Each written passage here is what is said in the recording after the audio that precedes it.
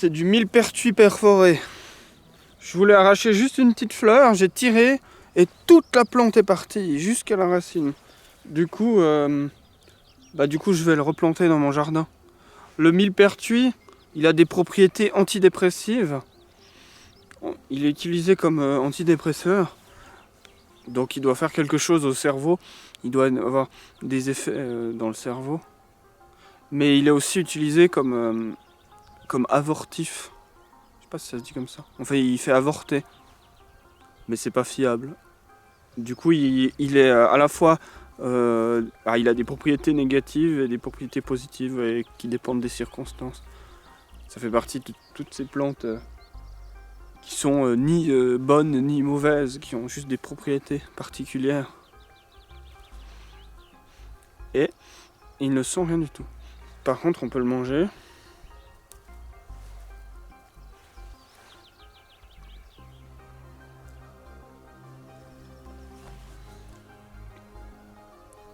C'est pas excessivement bon. C'est pas très très bon. Je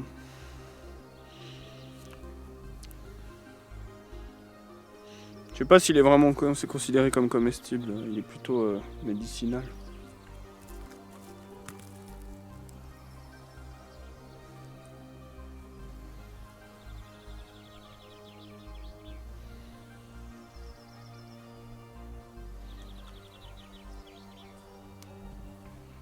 Je pense que tous les esprits ont la pensée qui correspond à leur corps. Et qu'effectivement, comme l'ont dit beaucoup de philosophes, mais pas tous, certains ont dit l'inverse, je pense que l'on pense avec notre corps en réalité et que notre pensée émerge de notre existence, de notre corps, de notre vécu, que c'est notre vie et ce que l'on voit, ce dont on se nourrit, qui génère notre pensée. Si l'on mange des carottes, notre pensée est faite de carottes.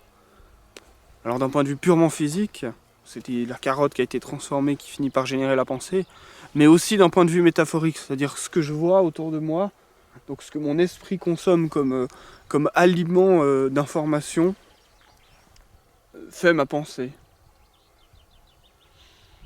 Et donc on pourrait dire que j'ai une pensée de la campagne, mais pas non plus nécessairement, parce qu'en fait je crois pas que je suis un représentant de ce qu'est un campagnard en général.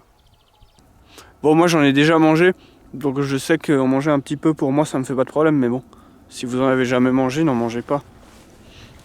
À part si quelqu'un qui a l'air plus sérieux que moi le dit. Mon ami catalan, Cyril, me disait un truc que je trouve bien, mais je sais pas s'il le disait d'un point de vue métaphorique ou d'un point de vue purement physique. Mais il disait, toi, avec toutes les petites plantes, les petites fleurs que tu manges, c'est normal que tu penses différemment. Il y a des trucs dans ta tête qui sont pas communs et du coup c'est normal. Et je trouve ça vraiment intéressant parce que effectivement il y a peut-être dans les petites plantes que je mange, il y a peut-être des acides aminés ou des sucres ou je ne sais quelle molécule qui fait que d'un point de vue purement physique, mon cerveau ne peut pas penser pense différemment. Mais pas d'un point de vue de l'éducation, de je ne sais quoi, mais aussi d'un point de vue purement physique. Alors je sais pas si ça se tient, parce que peut-être que tout est transformé en sucre pour finir au cerveau, mais je sais pas, peut-être que dans certaines plantes, il y a une molécule, un sucre, un acide aminé, qu'on ne connaît pas, dont on ignore les propriétés.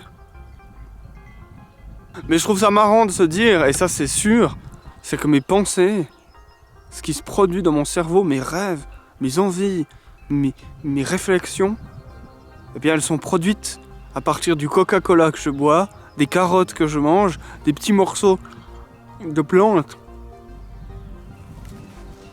J'ai des cheveux avec, des petits morceaux... Ah, ça fait une espèce de bouillie bizarre. Bon, c'est normal.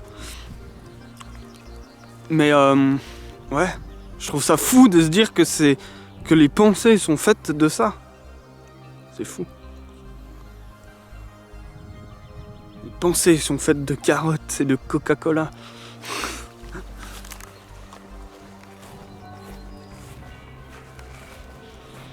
Ces temps, j'ai l'impression qu'il y a tout le temps l'église qui sonne. À chaque fois que je fais une vidéo, on entend l'église sonner derrière moi. Ding, ding, ding, ding, ding, ding.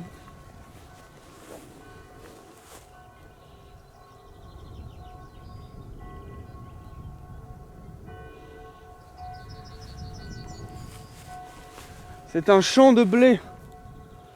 Le blé n'est pas encore mûr. C'est le champ de blé.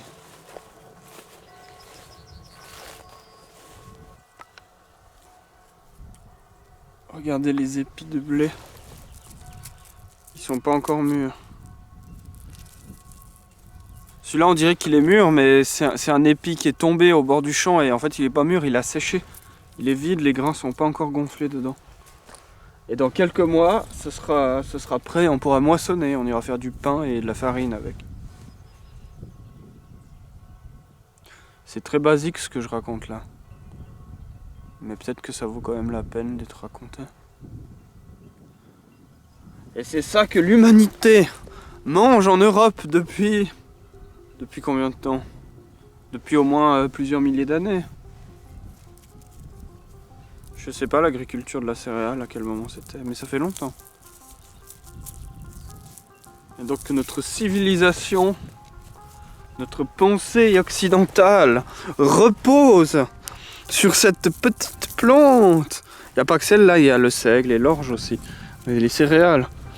Et ah bah, j'ai même pas fait exprès, mais ça correspond à la réflexion que j'étais en cours. Si moi, mes pensées sont faites de carottes et de je ne sais quoi, eh bien la pensée occidentale, elle est faite de blé et de céréales en tout genre.